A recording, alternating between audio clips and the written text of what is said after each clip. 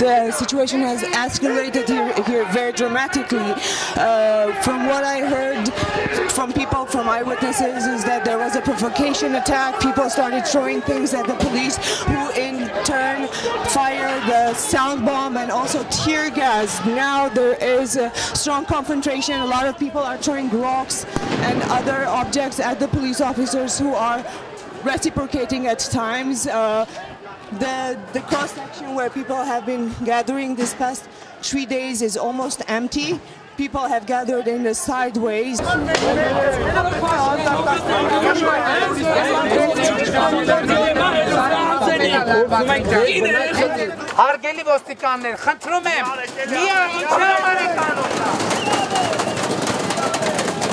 Pashinyan is trying to calm the situation down. In the conversation with journalists, he said that this initial tension escalated initially starting from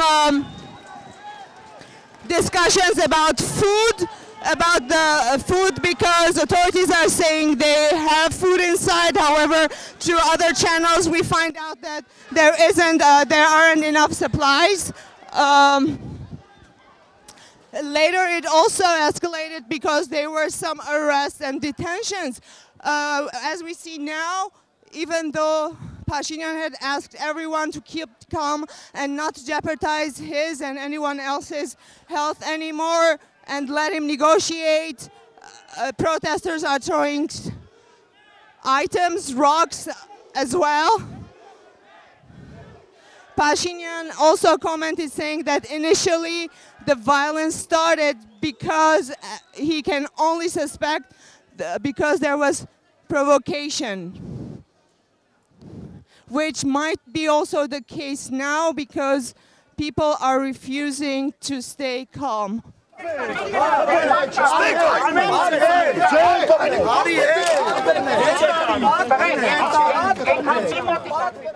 Pashinyan was saying earlier that if a colonel of the Armenian Armed Forces is throwing stones, then this is clearly a provocation, and more so throwing stones on a parliament member himself, calling on people to stay calm. We saw another ambulance pass by right now. My colleague Tatul Hagopian recently also informed that on his way here he saw at least 4 injured that were being taken away by ambulance.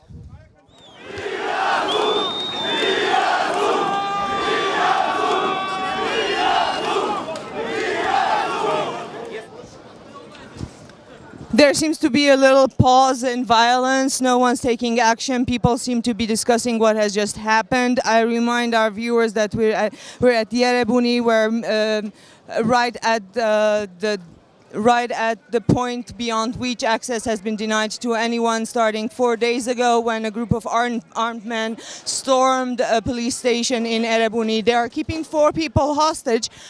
Situation has been relatively calm the first 2 days. People started accumulating and gathering on Freedom Square. Later on, the rally continued here. This was 3 days ago. Now we see what is the most violent situation since the event has been developing. There is no statement, no call, no reaction from the ruling party. CivilNet has tried to contact members of the party personally. Many of them did not reply. Those who did refused to comment. Everyone's still waiting for a statement from the president. He has not been heard.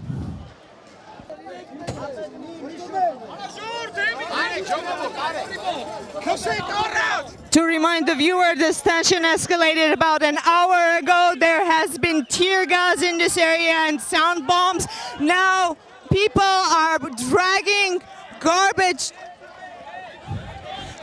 bins to put up a barricade. A lot of the protesters seem to be against this decision. They're trying to stop others. They seem to be quarreling whether or not to be putting up the barricades or not. To summarize, the situation is relatively calm the last 10-15 minutes.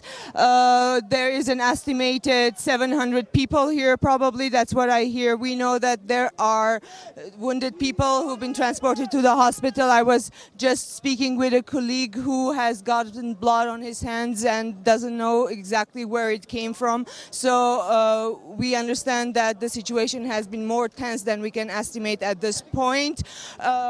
Protesters are discussing. The police seem to be calm and not moving at this point.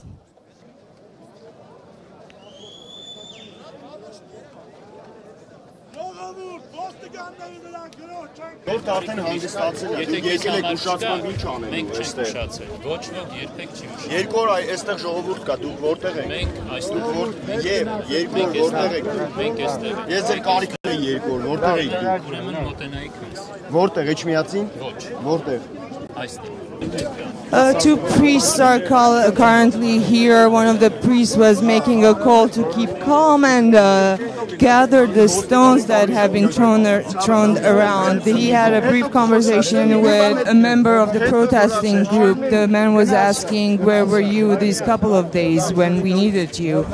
He's saying, we're here now and there's no such thing as being late. However, the protester was saying, the individual, that he felt the need for them. Then the response was, if you needed us, you could have approached us.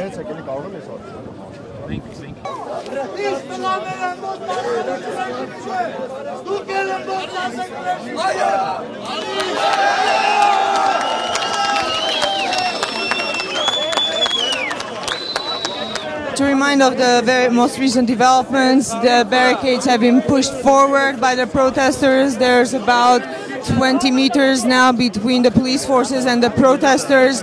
The priests are saying they will remain between the crowd and the police forces. There was talk of organizing, starting to pray. There was a suggestion from one of the protesters, and also the priests. And also there are calls for everyone who's in between the barracks and the police forces to move behind the barracks.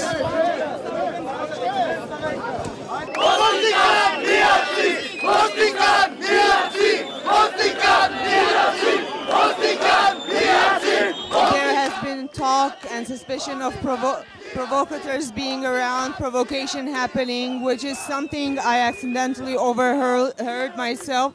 Two people speaking and discussing whether or not they should push someone and start a fight.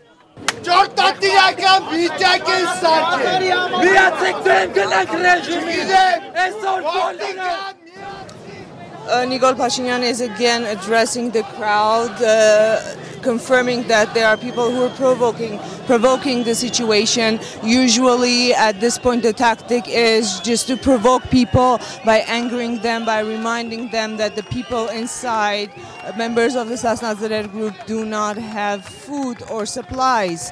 So Pashinyan was asking anyone not to buy into that narrative, and also he's reminding people of their own right to freedom of assembly. In any case, even if they don't have a permit from the police forces to assemble or gather, still the law allows people to gather, and the police are obliged to organize and help the gathering be peaceful, which Pashinyan is saying is not the case here.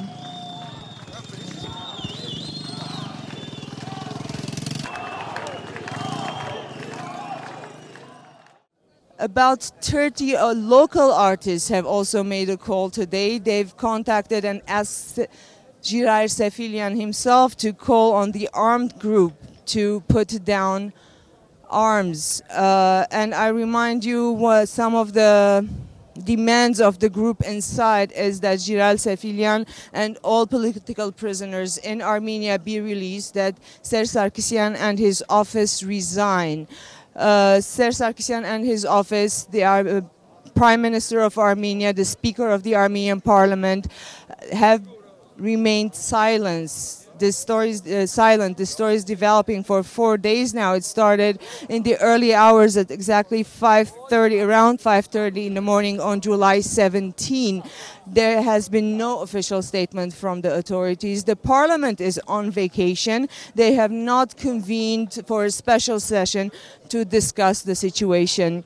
Stay with CivilNet. We will keep you updated and posted on any development here or on the other fronts around Erebuni.